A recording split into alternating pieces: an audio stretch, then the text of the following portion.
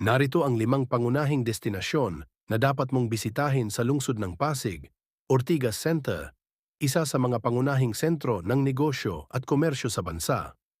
Dito matatagpuan ang maraming shopping malls tulad ng SM Mega Mall, The Podium at Robinsons Galleria.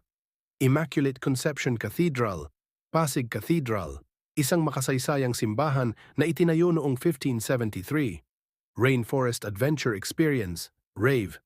Park, isang malawak na parke na may iba't ibang atraksyon tulad ng mini zoo, butterfly pavilion at swimming pool. Kapitolyo, isang sikat na lugar para sa mga foodies dahil sa dami ng magagandang kainan at restoran na nag-aalok ng iba't ibang uri ng pagkain.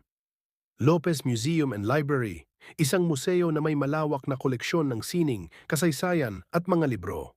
Makikita dito ang mga gawa ng tanyag na mga pintor tulad ni Juan Luna